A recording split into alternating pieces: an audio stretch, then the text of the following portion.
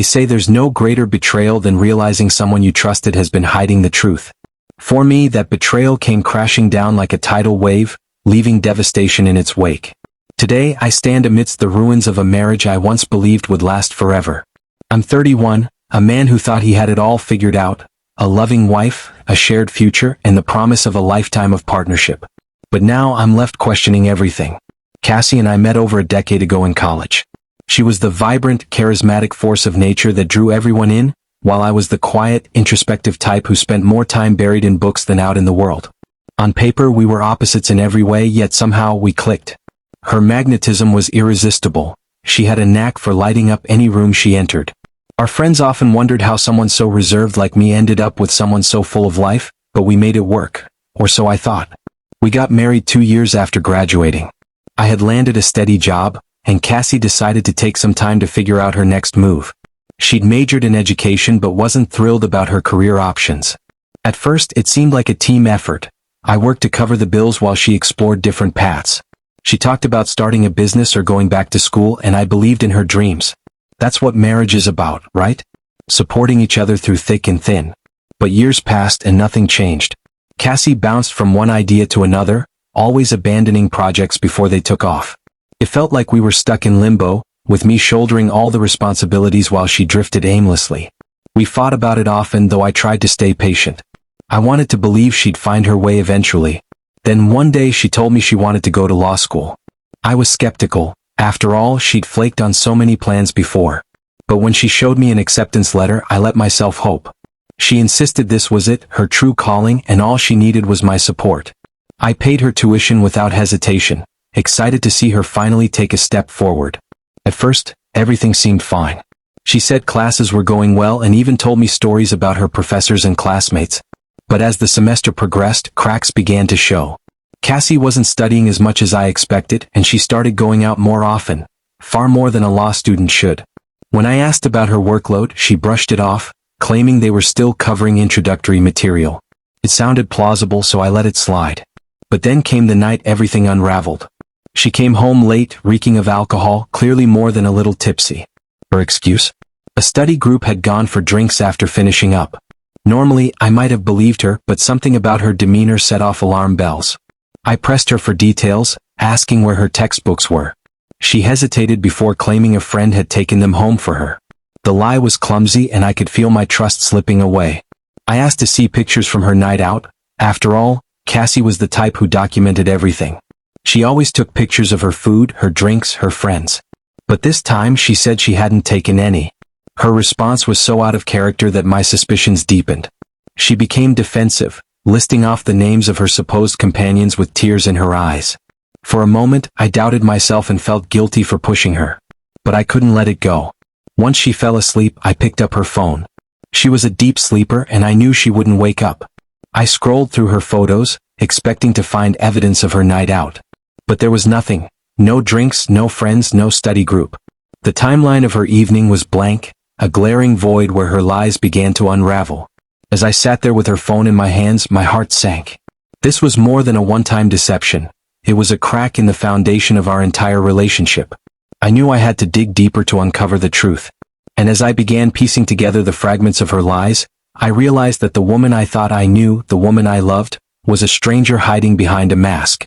When I remembered the names she frequently mentioned, Sarah, Amy, and Jenna, I decided to search her contacts for them. To my surprise, none of them existed. It was the second glaring red flag, and it cemented my growing suspicion. Nothing was as it seemed. I doubted she even had classmates or was enrolled in college at all. Determined to uncover the truth, I delved into her emails.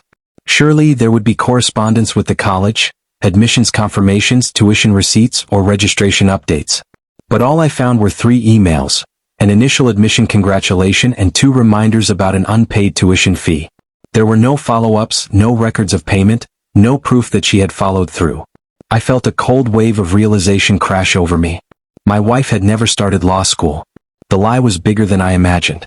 To confirm my suspicion, I accessed the student portal she claimed to use. The site was untouched. No logins, no auto-filled credentials, not even a trace of it in her browser history. The evidence was undeniable. My wife had constructed an elaborate facade, but it was crumbling under scrutiny.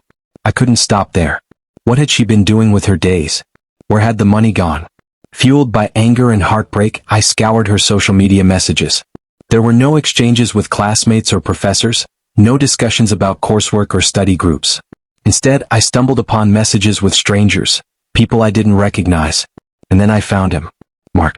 Their chat history spanned months, starting with playful flirtation before escalating into explicit exchanges. Photos were traded. Meeting arrangements were made. Hotel visits were scheduled, conveniently during the time she was supposed to be in class. The realization was gut-wrenching. While I had been pouring my hard-earned money into her supposed education, she had been using it to fund her affair. My stomach churned as I read further. They had taken trips together, indulged in luxuries I thought we couldn't afford. She had turned my trust and sacrifices into fuel for her betrayal. As if that wasn't enough, they had even discussed me. Cassie complained about me, claiming I was too busy with work to entertain her whims, too preoccupied to take her to the clubs and parties she craved. She conveniently ignored the reality: I was working tirelessly to support us. Mark asked if she feared I'd discover their affair. Her response cut deeper than any blade. He'd never leave me, she wrote with confidence. He's predictable and weak.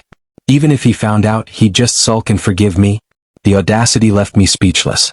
Her words confirmed what I already knew: she didn't love or respect me. My blood boiled, but I resisted the urge to wake her up and confront her in that moment.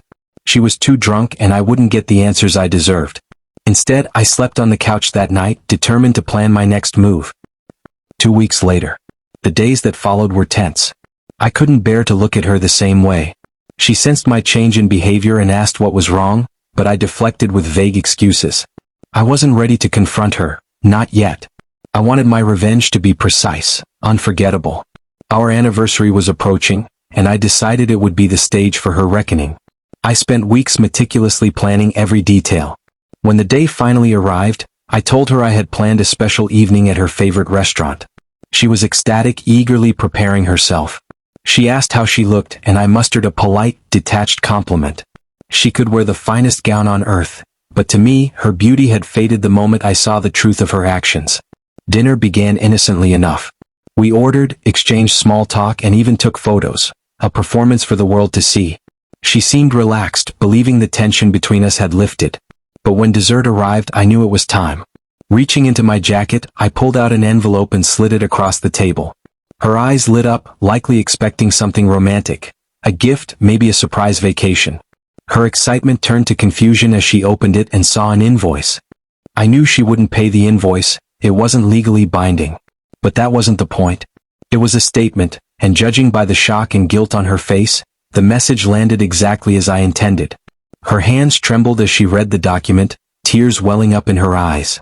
She glanced at me, desperate to explain herself, but I wasn't interested in hearing more lies. I calmly told her that the invoice represented the money I'd entrusted to her for tuition, a sum I now expected her to repay in full. She stammered that she'd paid the tuition, but I cut her off. "Don't dig yourself any deeper," I warned, my voice steady. The restaurant's quiet hum of conversation shifted as heads turned to watch the unfolding drama. I didn't care. I wasn't planning to return to this place ever again. If I ruined it for her too, all the better. Reaching under my seat, I pulled out a large manila envelope and slid it onto the table. Her hesitation spoke volumes, so I left it there and leaned back, letting the weight of the moment sink in. Finally, she picked it up with trembling hands, her expression growing more anxious as she opened it. Divorce papers. Her sobs turned to desperate pleading. She leaned across the table, clutching at my hands, begging me to reconsider. She promised to repay me, to actually go to college, to get a job, anything to avoid a divorce. Her desperation was palpable. I leaned in slightly and, with a calm precision, reminded her of her words to Mark, how she had laughed at the idea of me leaving, calling me boring and predictable. The moment she realized I knew everything, her tears stopped abruptly. The color drained from her face as the full weight of her situation dawned on her. She tried to recover, stammering excuses. First, she claimed nothing happened between her and Mark. When that didn't stick, she pivoted to "he meant nothing to me." I put an end to her flailing excuses by telling her I'd read every message, saved every incriminating detail, and sent them all to my lawyer. I couldn't resist twisting the knife a little deeper. "I wanted to include all those messages in another envelope tonight," I said, my tone sharp with satisfaction. "But I couldn't find one thick enough to hold them all." She was speechless. I didn't stop there. I told her I'd be moving out the very next day. In fact, I'd already booked a motel for the night. The cards in my name? Cancel. The joint account? Drained. She'd been spending most of it anyway. With what little was left, I wished her luck covering the lease on her own. She made a scene, sobbing loudly enough to draw more attention from the diners around us. I didn't care. For the first time since discovering her betrayal, I felt a deep sense of peace. I'd finally taken my life back.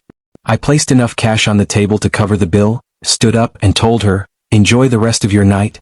Then I walked out without looking back. Life after divorce. From that night on, all communication with her went through my lawyer.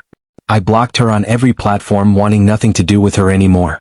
The only time I saw her again was during the divorce proceedings. The infidelity was the centerpiece of my lawyer's case. Every time she tried to request more than she deserved, my lawyer calmly reminded the court of her financial and personal betrayal. We even leveraged her actions to argue against alimony, suggesting there was a case for fraud. The threat alone was enough to make her back down. She dropped her alimony demands entirely. After the divorce was finalized, I moved to a new city, determined to start fresh. I didn't keep tabs on her, but mutual friends occasionally filled me in. She couldn't afford the rent and had to move back in with her parents. They gave her an ultimatum: either get a job or move out. With no real work experience, she struggled. I wasn't surprised. One day, months later, an unknown number called me. Out of habit, I answered. Her hesitant voice greeted me on the other end. My first instinct was to hang up, but curiosity got the better of me. She claimed she just wanted to say hello, but within minutes she was begging for another chance. She said she had nothing without me, that she wanted to start over. Her pleas fell on deaf ears. I didn't say a word, just ended the call and blocked the number. Looking back, I can't believe how blind I was to the red flags. I poured my time, money, and trust into someone who didn't deserve it. Her betrayal, however, speaks more about her character than mine. I'm proud of how I reclaimed my life and showed her just how wrong she was about me. How's that for predictable?